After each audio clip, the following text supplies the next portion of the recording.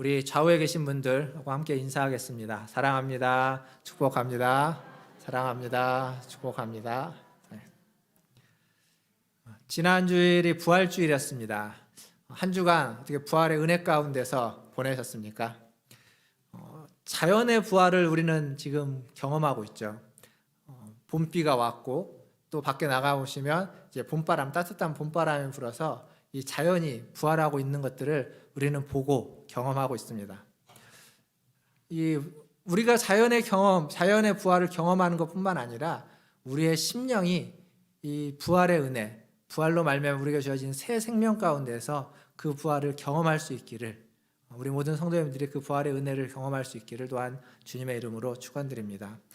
부활주일과 종려주일 두 주 동안 이제 절기에 관한 말씀을 같이 나누었고 다시 로마서 말씀으로 이제 돌아왔습니다. 로마서 8장을 저희가 보는데 지난번 8장 이제 두 번에 걸쳐서 8장의 말씀을 우리가 나누었습니다. 간략하게 그 전에 어떤 얘기를 했는지를 좀 생각해 보면 이 8장은 가장 먼저 뭐로써 시작을 했냐면 성령님이 우리 안에 내주하신다라고 시작했습니다. 8장의 주제는 성령 안에서의 자유라고 말씀을 드렸죠. 성령님 우리 안에 내주하시면서 우리의 구원에 대해서 하나님이 보증해 주시고 확증해 주신다라고 말씀드렸습니다.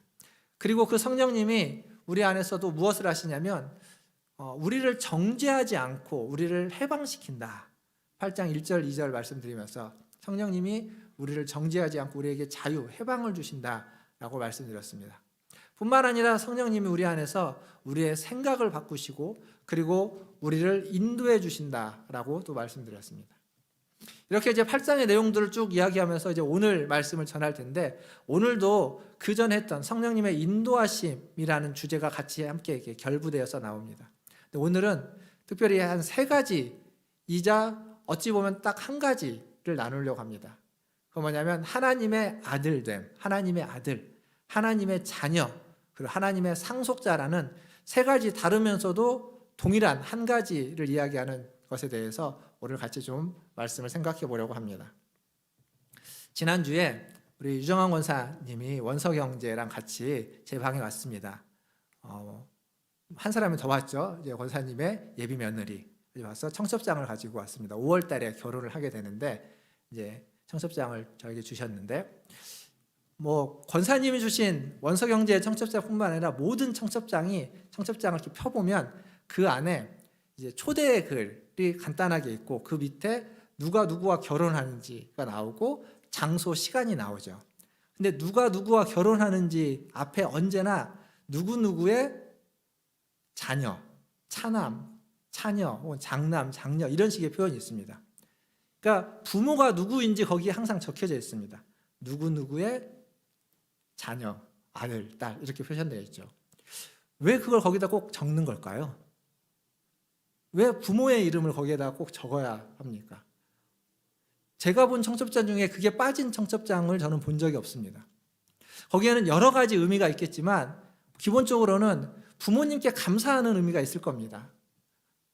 부모님의 이름 앞에 붙들어 있는 그러한 모습들이 지금까지 없기 때문에 부모님께 감사하는 마음, 그리고 더불어서 자기가 그전에 어디에 속해 있고 자기의 역사에 대한, 우리의 역사에 대한 가장 중요한 표현이 바로 누구누구의 자녀다라는 거죠.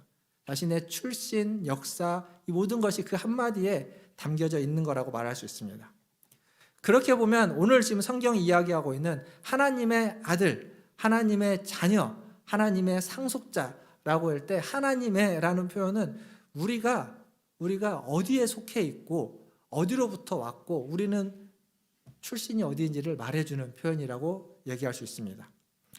즉 하나님께 속했다는 겁니다. 우리는 하나님께 속한 자다, 하나님으로부터 온 자다라는 이야기죠.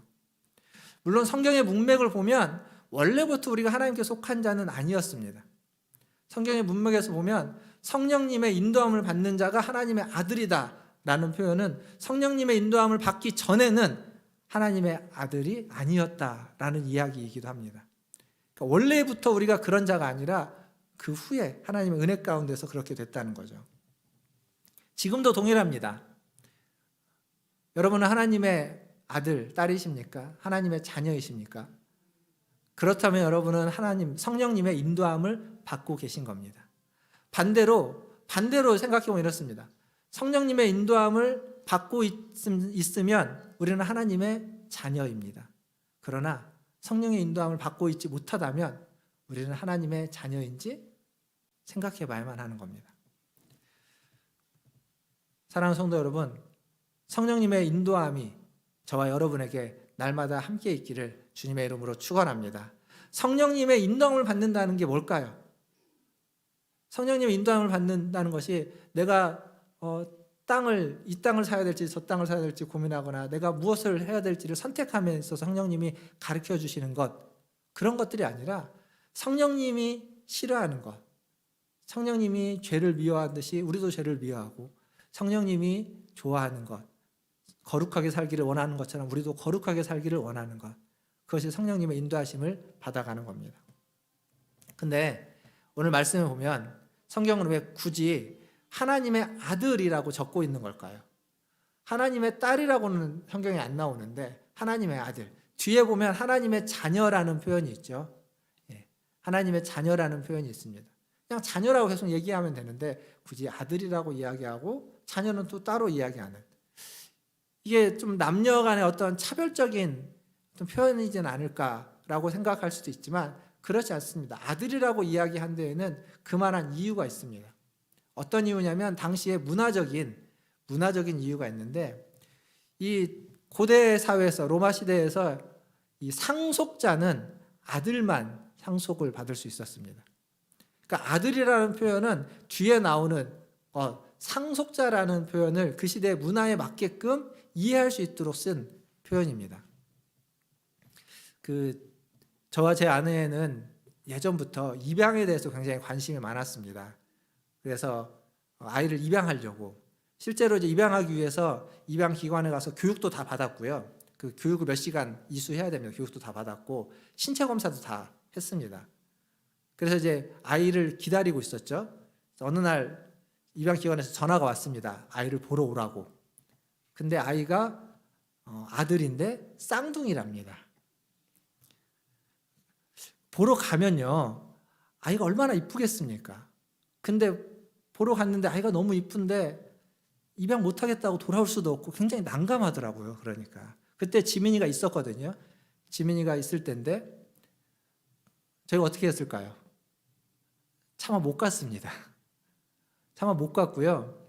죄송하다고 말씀드리면서 가능하면 여자아이면 더 좋겠다고, 우리가 이제 아들이 있으니까 또 그런데 그때가 제가 미국에 가기 전이어서 얼마 안 남을 때여서 결국 아이를 보러 가지 못하고 미국에 갔습니다. 미국에 가서 태민이가 생겼죠. 그래서 태민이를 한 아이지만 두 아이처럼 잘 키우고 있습니다. 근데 이 입양이라는 것, 여러분이 어떻게 생각하실지 모르겠지만 그건 굉장히 귀한 겁니다. 굉장히 특별하면서도 굉장히 귀한 겁니다. 그 한 생명의 운명을, 인생을 책임져 지는 굉장히 소중한 거라고 생각합니다. 그래서 누군가 입양을 고민하고 있고 생각하고 있다면 저는 적극적으로 지지해주고 격려해주고 도와주겠다고 이야기합니다. 여전히 사실은 그때 이후로도 태민이를 갖고 난 다음에도 입양에 대해서 고민을 하고, 사실은 지금도 그러고 있습니다. 근데 지금은 입양하기 어려운 때인 것 같아요. 제가 저의 아이들이나 저의 상황이나 이게 입양은 지금 하기 너무 늦지 않았나라는 생각이 드는데 여전히 고민은 됩니다. 만약 여러분 주변에 누군가 입양한 사람이 있다면, 그리고 입양할 마음이 있는 사람이 있다면 그 입양해서 애 못 키워, 네 자식도 아닌데 어떻게 키우냐고 이런 말씀하지 마시고 기도해 주시고 격려해 주십시오.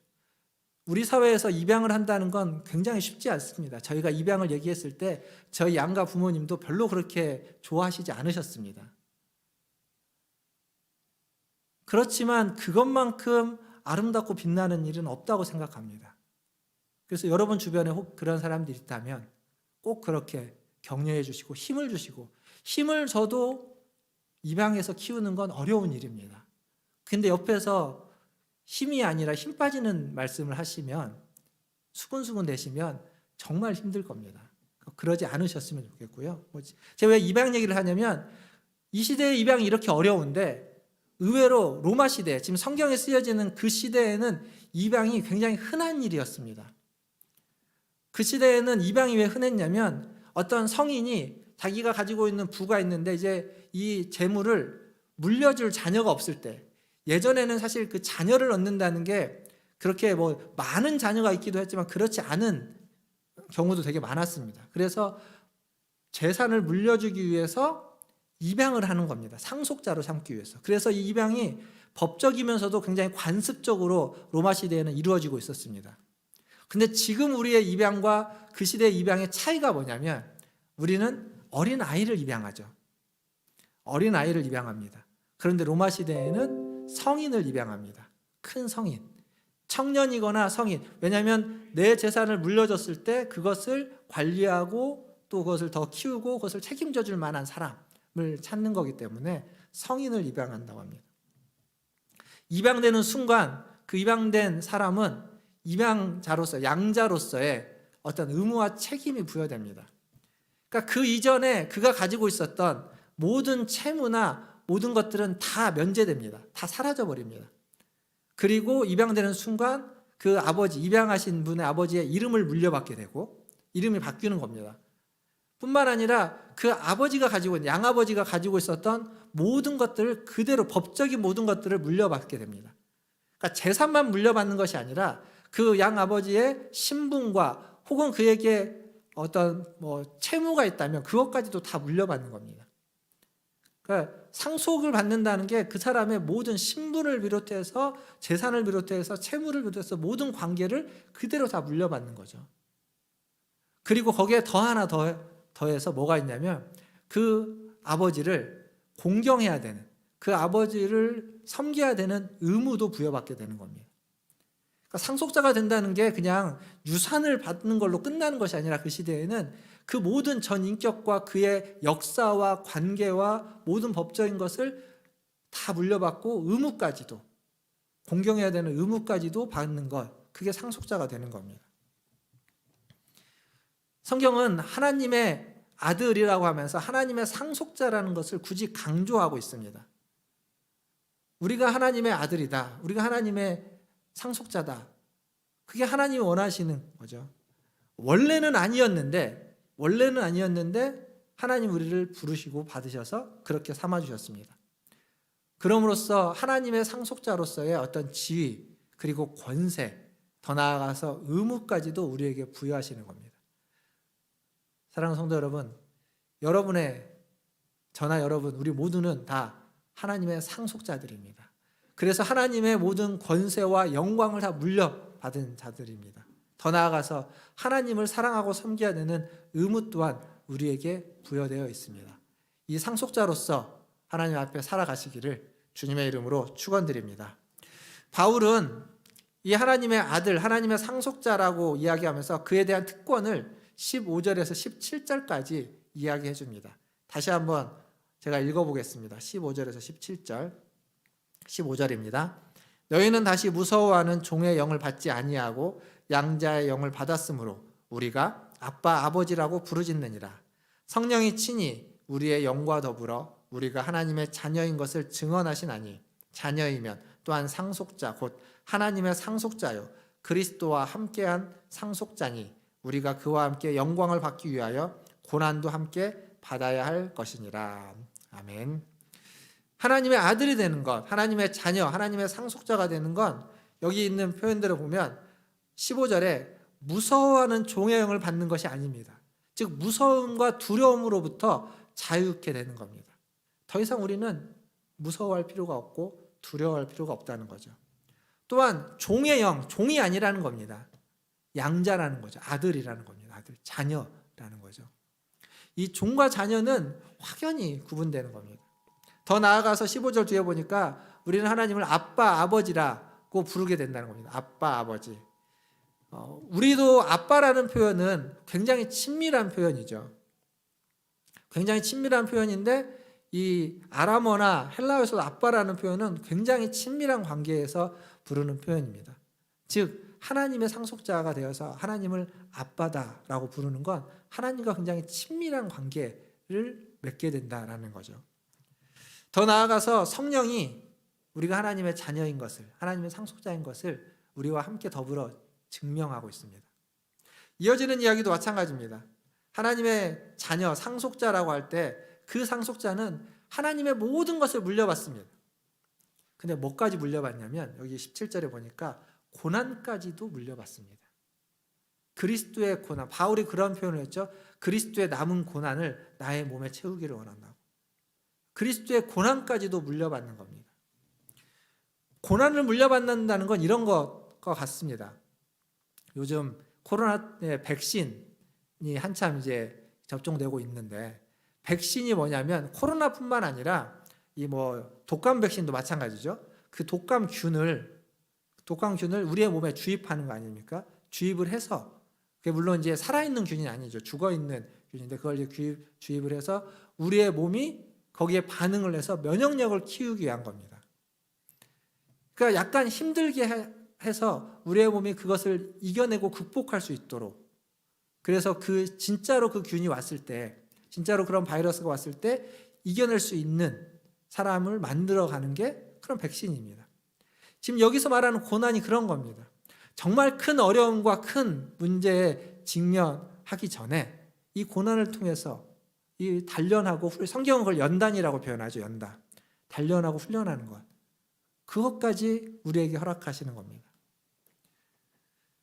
그걸 잘 통과할 때, 그걸 잘 이겨내고 견뎌낼 때 정말 큰 문제 앞에서 우리가 흔들림이 없을 것이고, 더 나아가서 하나님의 영광에 이르게 되는 거죠. 그것을 하나님이 원하는 겁니다. 이건 여러 가지 제가 말씀을 드렸지만 한마디로 정리하면 이겁니다. 우리를 종이 아니라 양자, 아들로, 자녀로, 상속자로 삼아줬다는 겁니다.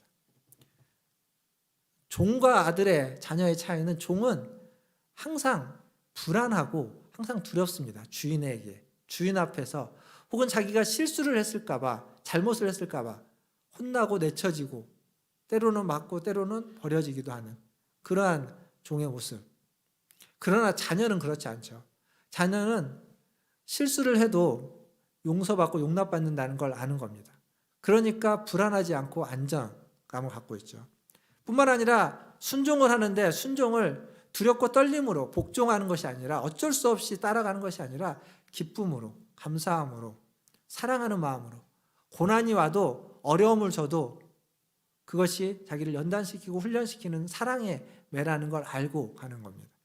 그게 자녀와 종의 차이입니다. 그래서 결국 종은 늘 눈에 보이는 것, 겉으로 드러나는 것, 주인이 없을 때는 안 하지만 주인 앞에서는 잘해야만 하는, 뭔가 결과물로서, 보이는 것으로서 나타나야만 하는 그런 자세와 태도를 가질 수밖에 없습니다. 그러나 자녀는 그것보다 더 중요한 건 관계입니다. 관계와 태도, 그랬죠? 부모와 어떤 관계를 갖고 있느냐, 그것에 집중하고, 그리고 자녀들은 그 모든 것들이 다 부모의 명예, 그리고 자신에게 주어지는 명예로운 일을 따르도록 부여된 것들입니다. 전혀 다른 관계를 맺게 되는 거죠. 이 15절부터 17절까지 말씀, 15절부터 17절까지 말씀을 여러분들 좀 곰곰이 예배가 마쳐진 후에라도 집에 돌아가서 나중에라도 더 읽어보시고 더 묵상하셔서 그 말씀 안에 담겨져 있는 상속자가 누리게 되는 특권, 상속자에게 주어진 하나님의 은혜가 무엇인지를, 그 영광이 무엇인지를 좀 더 깊이 아시기를 바라겠습니다. 그리스도인이지만 종처럼 살아갈 수도 있습니다. 하나님을 믿지만 여전히 두렵고 떨림으로 하나님을 섬기고, 잘 섬기지 않으면 하나님께 혼날까 봐 무서워하고, 혹여라도 내가 무슨 실수 하나를 한 건 아닐까라고 생각하면서 살아갈 수도 있습니다. 그러다 보니까 늘 눈에 보이는 것, 겉으로 드러나 있는 것, 어떤 행위적인 것, 행동적인 것, 이게 중요하게 여겨지게 되는 거죠. 그러나 하나님이 원하시는 건 그러한 신앙이 아닙니다. 하나님이 원하시는 건 종이 아니라 아들로서, 상속자로서의 긍지를 가지고 살아가는 것을 원합니다. 오늘 설교 제목이 상속자의 긍지입니다. 상속자의 긍지. 하나님의 상속자로서 긍지를 가지고, 하나님의 아들로서 긍지를 가지고 살아가는 것, 그게 하나님 우리에게 원하시는 모습입니다. 사랑하는 성도 여러분, 저와 여러분 우리 모두가 그렇게 하나님의 자녀로서, 하나님의 상속자로서의 긍지를 가지고 살아가시기를 주님의 이름으로 축원드립니다. 성경에 대한 이야기를 쭉 했습니다. 이 말씀을 좀 마무리 지어가면서 제 얘기를 좀 하고 있습니다. 저에 대한 이야기. 제가 벌써 찾다 보니까 30년 전에 대학부 생활을 했습니다. 온누리교회 대학부에서 대학부 생활을 전주에서 올라와서 서울로 올라와서 시작을 했는데, 그때 제가 대학부 국기입니다. 국기. 기수가 있는데 지금은 몇 기인지 모르겠지만, 지금도 그러고 있는지 기수를 따지는지는 모르겠지만 국기입니다. 그때 만났던 선배들, 후배들, 지금 이제 SNS가 발달하면서 여전히 연락을 주고받을 수 있는 사람들이 많이 있고 이렇게 가끔씩 만나기도 합니다. 그때 예배드렸던 장소가 211호라는 온누리교회 2층에 있는 방이었습니다. 신발 벗고 들어가는 방에서 이제 방바닥에 앉아가지고 예배드렸는데, 한 100여 명이서 이렇게 모여서 예배드리면 이렇게 방이 크지 않았습니다. 여름에는 엄청나게 땀 냄새, 막 쾌쾌한 냄새도 나고 그랬던 공간인데, 거기에서 예배드렸던 시간, 거기에서 기도했던 시간, 지금도 생각해 봐도 그때가 굉장히 뜨겁고 가슴 뜨거운 시간들이었습니다. 그뿐만 아니라 그 대학부에서 예배드리고 신앙생활 했던 시간이 얼마나 저에게 좋은 기억이고 좋은 추억이냐면, 예배가 이제 대학부 예배가 토요일에도 있었던 적이 있고 주일에도 있었던 적이 있거든요. 왔다 갔다 했습니다. 예배 시간을 여러 번 바꿨는데, 토요일에 있을 때에는 집에 잠깐 내려갔다가 올라오면 버스를 타고 강남 터미널에 와서 택시 타고 교회까지 갑니다. 예배 시간 맞추기 위해서. 그리고 주일날 오후에 이제 청년부 예배가, 대학부 예배가 있을 때에는 주일 아침에 일부 예배 드리고 봉사하고 점심 먹고 대학부 예배를 가는 거죠. 예배 드리고 소그룹 모임하고 별도로 또 남아서 성경 공부하고 또 저녁 먹고 놀다가 갑니다. 피곤한 하루겠지만 젊어서 그랬는지 전혀 피곤하지 않게 보냈던, 아마 여러분들도 20대 때 그렇게 신앙생활 하신 분들이 많이 계실 겁니다. 그 옛날에 다 우리는 그렇게 신앙생활 했습니다. 거기서 더 나가서 대학부 생활하면서 대학부라는 공동체가 지금의 모습에 만족하지 않고 더 좋은 공동체가 되기 위해서 이야기하고 의논하고 기도하고 아이디어가 있으면 이야기하고 목사님을 찾아가고 수없이 그랬던 기억들이 있습니다. 그만큼 사랑했고 그만큼 소중하게 여겼고, 그래서 대학부라는 공동체에 대한 긍지가 있었던 거죠. 근데 그 대학부를 이제 한 7, 8년, 8, 9년 정도 신앙생활 대학부에서 하다가 이제 떠날 때 무슨 문제가 있어서 떠났느냐, 대학부에 대해서 서운함이 있어서 떠났느냐, 그렇지 않습니다. 그 긍지 때문에 떠났습니다. 대학부에 있는 동안 신앙생활 하면서 배우고 기도하고 했던 하나님의 나라를 위해서 한 교회의 부흥과 성장만이 아니라 이 교회를 떠나서 다른 교회들, 수많은 교회들에게 하나님의 나라를 같이 함께 공유하고 나누고 섬기기 위해서 가야만 한다라고 배웠고, 그렇게 계속 들어와서 그것을 따라서 저뿐만 아니라 많은 대학부 사람들이 교회를 떠나서 다른 교회로 가서 다른 교회에서 신앙생활을 잘 했습니다. 공동체에 대한 긍지인 거죠. 그래서 저는 목회를 하면서 우리 교회라고 이야기하는 이런 표현을 굉장히 좋아합니다. 우리 교회가 얼마나 좋은 교회인지, 우리 교회가 얼마나 정이 많고 사랑이 많고 따뜻하고, 어떤 사람이 와도 그렇게 아름답고 선하지.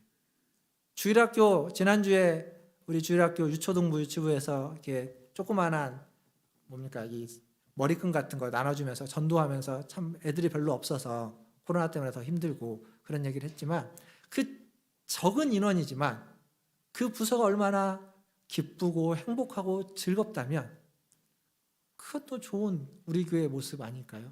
중고등부가 얼마나 재미있는지, 청년부가 작지만 얼마나 아름답고 얼마나 기쁘고 거기서 신앙생활하는 것이 얼마나 좋은지, 그런 우리 교회의 모습들이 우리에게 긍지가 되고 자부심이 되면 좋겠다는 생각이 듭니다. 제가 이 자리에서 처음 설교했던 적이 있죠. 이제 청빙하는 과정에서 제가 처음 설교했던 적이 있습니다. 그때가 8월 첫 주로 제 기억은 하는데, 설교를 마치고 이제 밑에 내려가서 식사를 하는데 식당에 이제 밥이 이렇게 반찬이 놓여져 있고 밥하고 국을 갖다 주시는데 밥을 얼만큼 주셨냐면 밥그릇이 이렇게 큰데요. 밥그릇이 밑에 이만큼 있으면 그만큼 위에 더 있었습니다. 이렇게. 깜짝 놀랐습니다. 그거 먹느라고 너무너무 힘들었습니다. 반찬을 하나도 못 먹었어요. 미역국에다가 말아가지고 미역국만 2번 갖다가 먹었습니다. 근데 그게 뭘 말해주냐면 우리 교회가 어떤지를 그거 하나 보고 알 수 있었습니다. 정이 많은 교회인 거죠. 다른 것 뭐 설명하지 않아도 됩니다. 뭐 설명할 필요가 없습니다. 우리 교회가 정이 많다 이런 얘기 안 해도 그 밥 공기 하나 딱 보고 알 수 있는 겁니다. 우리 교회는 정이 많은 교회입니다. 근데 모든 교회가 다 우리 교회 같지 않습니다.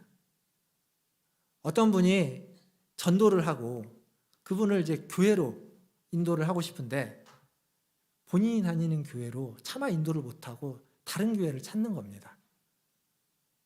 근데 찾는데 다른 교회도 데리고 갈 만한, 인도할 만한 교회를 못 찾는다는 얘기를 듣습니다. 정말 마음이 아픈 거죠. 뭐가 마음이 아프냐면 다른 교회가 없다라는 것도 마음이 아프지만 더 마음이 아픈 건 왜 자기가 다니고 있는 교회로 그 사람을 못 데리고 오는 걸까요? 왜 자기가 다니고 있는 교회를 그렇게밖에 생각하지 않고 그렇게밖에 못 만들었을까요?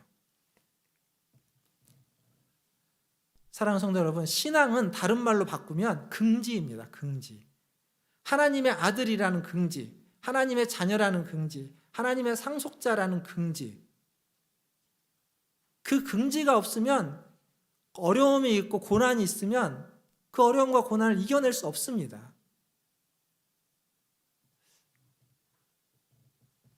일부 때는 생각이 안 났는데 얘기하다 보니까 그런 생각. 제가 미국에 있을 때 굉장히 의아했던 것 중에 하나. 그게 뭐냐면 처음에는 되게 의아했습니다. 어디 뭐 공연을 보러 가거나 놀이공원을 가거나 무슨 행사가 있을 때 항상 그 행사 시작하기 전에 앞에 미국 사람들은 그런 걸 합니다.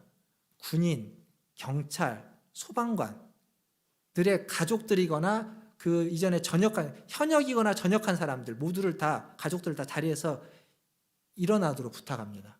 일어나면 굉장히 존경을 담아서 박수를 쳐주고 존경한다고 격려해 줍니다. 처음에는 뭐 저런 걸 다 하나 그랬습니다. 근데 여러 번 가면서 보면서 무슨 생각이 드냐면 내가 군인이었거나 군인의 가족이거나 경찰이었다가 지금은 아니더라도 그 가족이거나 소방관이라면 사람들에게 받는 그 박수가 긍지가 되는 거죠. 그러면 경찰로서, 군인으로서, 그리고 소방관으로서 어떻게 살아야만 할지를 스스로 찾아가는 겁니다. 긍지 있는 삶을 안 살 수가 없게 만들어준다라고. 저는 그 문화에서 살지도 않았는데도 불구하고 제가 그런 생각을 느끼고 가질 정도였습니다. 긍지입니다. 긍지. 그런 긍지를 주는 거죠. 이 긍지가 교만이 되면 안 됩니다. 나는 너와 달라. 나는 너와 다른 특별한 사람이야. 이러면 안 됩니다. 긍지는 다른 사람 앞에 내세우기 위한 것이 아니라 자기 자신을 다잡고 더 다른 사람들을 섬기고 더 겸손하게 하기 위한 그러한 우리의 내적인 힘이 되는 겁니다. 사랑하는 성도 여러분, 긍지를 가지십시오. 하나님의 아들이고 딸이라는, 하나님의 자녀이고 상속자라는 긍지를 가지시기를 주님의 이름으로 축원합니다. 그리고 우리가 몸담고 있는, 여러분이 몸담고 있는 우리 교회 문화촌 제일교회가 여러분의 긍지가 되기를 바랍니다. 문화촌 제일교회에서 신앙생활을 했다는 것이, 문화촌 제일교회 출신이라는 것이 여기를 떠나서 어디에 있든 그것이 여러분에게 긍지가 되고, 그것이 여러분의 삶에서 어떤 어려움이 있어도 어떤 고난이 있어도 버틸 수 있는 힘이 되고, 그래서 누군가 물어볼 때 문화촌 제일교회를 가장 먼저 이야기할 수 있고, 아니 아무도 물어보지 않아도 내가 그때 다녔던 그 교회, 뭐 지금 이제 제가 예를 들면 여러분이 어딘가 멀리 가 있었을 때 얘기한 거죠. 그때 내가 다녔던 그 교회가 어떤 교회인지 우리 교회는 어땠다라고 이야기할 수 있는 그런 긍지가 되기를 바라겠습니다. 그러려면 내가 먼저 하나님의 자녀로서의 긍지를 가져야 되고, 그리고 우리 교회가, 문화촌 제일교회가 그런 긍지를 가질 수밖에 없는 교회로 여러분이 만드셔야 됩니다. 아마 여러분이 문화촌 제일교회를 다니고 있는 긍지가 있다면 어려서부터 다녔는데 지금까지 다니면서 그런 긍지를 가지고 있다면 그건 이미 그 어른들이 그런 교회를 만들어 왔기 때문에 그것들을 그대로 물려받았기 때문입니다. 동시에 여러분이 여러분의 후손들에게 그런 교회를 물려주려면 우리가 그런 교회를 만들어야 됩니다. 어쩔 수 없이 여기에서 자라나도 성장해서 성인이 돼서 결혼을 하면 멀리 갈 수밖에 없습니다. 가까운 데 살기 어려운 게 지금 현대사회 아니겠습니까? 멀리 떨어지면 뭐 몇 번 좀 오다가 멀어지면 마음도 멀어진다고 그쪽에 가까운 교회를 가게 되겠죠. 억지로 오라고 하는 것이 아니라 가까운 교회를 가라고 하셔야 됩니다. 그 가까운 교회에 우리 문화촌제일교회 신앙생활 잘하는 사람들이 거기 가서 그 교회를 섬기고 해야 됩니다. 근데 가까운 교회를 가라고 해도 이 교회가 너무 좋아서 문화촌제일교회를 다니고 싶은 마음이 너무 간절해서 억지로 찾아오는 교회, 찾아올 수밖에 없는 교회, 제발 여기 오지 말고 니네 동네 교회 가라고 하고 뿌리치고 밀어내도 찾아올 수 있는 교회를 만들어놔야 됩니다. 그걸 누가 만들어야 될까요? 저와 여러분이 만들어 놓는 겁니다. 지금의 아이들이 많고 적고의 문제를 떠나서 그런 교회를 만들어 놓으면 어떤 사람이 와도, 어떤 자녀들이 와도, 또 어떤 성인들이 와도 그냥 이 교회가 그들에게도 긍지가 되고 그들에게도 자부심이 되고, 그리고 교회만이 아니라 결국 하나님의 자녀라는, 하나님의 상속자라는 그 긍지와 자부심을 가진 우리들이 하나의 공동체를 이루어가게 되는 겁니다. 한 주간 우리가 신앙생활, 아니 한 주만이 아니죠. 앞으로 신앙생활을 하는 수많은 시간들 동안 하나님의 아들로서, 하나님의 딸로서, 하나님의 상속자로서 긍지를 갖고 살아가시기를 주님의 이름으로 축원드립니다. 그리고 그런 자부심과 긍지를 가진 공동체를, 우리 문화촌 제일교회를 만들어 주십시오. 그건 누구 한 사람의 노력으로 될 수 있는 일이 아닙니다. 제가 앞에서 만들 수 있는 일이 아닙니다. 그건 우리 모두가 서로를 사랑하고, 서로를 환대하고, 서로를 용납하고, 서로를 귀히 여겨주고, 함부로 하지 않고, 어려움도 함께 짊어지고, 고난을 함께 나누고, 기쁨은 또 함께 나누면서 배가시켜가면서 아름다운 공동체를 만들어갈 때, 안 좋은 일이 있고 부족한 일이 있고 잘못된 일이 있고 실수하고 실패해도 그것에 대해서 수군수군대거나 비난하거나 뭐라고 하거나 절망시키고 좌절시키는 말을 하지 않고 그렇기에 더 사랑하고 더 섬기고 더 소중하게 여기면서 만들어갈 때, 그때 긍지를 가진, 긍지가 있는 공동체가 될 거라고 생각합니다. 그런 자부심 있는 공동체를 만들어 주시기를 주님의 이름으로 축원드립니다. 기도하겠습니다. 기도하실 때 오늘 말씀을 좀 기억하면서 기도하겠습니다. 나 자신이 하나님의 아들이요 딸이요 하나님의 상속자라는 긍지를 갖게 해달라고, 그리고 그에 맞게끔 살게 해달라고 기도하십시오. 그래서 나아가서 우리 문화촌 제일교회가 그런 자부심과 긍지가 되는 그런 공동체가 될 수 있도록 우리의 마음과 뜻과 정성을 다하여 하나님을 사랑하고 교회를 사랑하고 우리 성도들을 사랑할 수 있게 해달라고 우리 같이 함께 기도하시고, 또 코로나가 더 이상 확산되지 않고 잘 정제되고 절제되고 줄어들 수 있도록 한 목소리로 함께 기도하며 나가겠습니다. 기도하겠습니다.